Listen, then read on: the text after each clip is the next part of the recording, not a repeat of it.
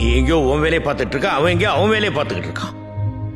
இப்படி உனக்காக எதுவுமே செய்ய முடியாத ஒருத்தனுக்காக உன் வாழ்க்கையே அர்ப்பணித்து நாசமாக்கி வீண் செலவு பண்ணி குடும்பத்தை கவனிக்காம அடுத்த குடும்பத்தை அசிங்கமா திட்டிக்கிட்டு ஏன்னா பைத்தியக்காரங்களா? இன்னும் எத்தனை வருஷத்துக்கு இப்படி இருப்பீங்க?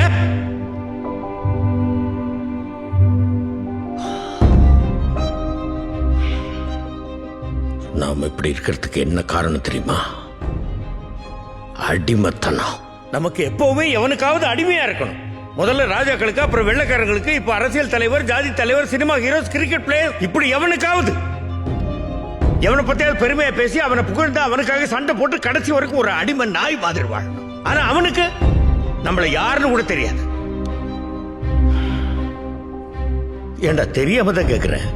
நாம காசு கொடுத்து படம் பார்க்கறதுனால தானே அவன் அந்த நிலைமையில இருக்கான். அப்ப யார் முதலாளி? நாம தானே. நாம வேகாத வெயில நின்றுட்டு இருப்போம். அவன் ஏசி கார்ல நாயை பக்கத்துல உட்கார வச்சு கட்டி பிடிச்சிக்கிட்டு உன்னை நாயை விட கேவலமா மதித்து பார்க்காத மாதிரி போய்கிட்டே இருப்பான். நீ அவன் காருக்கு பின்னாடி வாழ்க வாழ்க வாழ்கன்னு கையை தட்டிக்கிட்டே ஓடுவ. ஏட்டா உப்பு போட்டு தானே சோறு திங்கிறீங்க? யோசிச்சு பாரு. நீ ரசிகனா இருக்கிற எந்த ஒரு நடிகனுடைய பிள்ளையாவது இன்னொரு நடிகனுக்கு ரசிகனா இருந்து அவனுக்கு கட் அவுட் வச்சு பாலாபிஷேகம் பண்ணி அவனுடைய வாழ்க்கை நாசம் பண்ணிட்டு இருக்கானா? அவன் அடிச்சு சம்பாதிச்சு கார் பங்களான்னு போயிட்டு தான் இருக்கான். ஆனா நீ ஒரு நாள் மழை பெஞ்சா கூட வீட்டுக்குள்ள தண்ணி வந்து இருக்கிறதுக்கு இடம் இல்லாம நடுத்தரில் வந்து நிப்ப.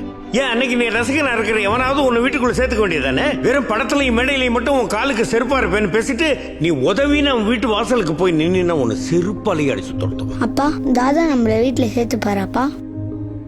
செருப்படி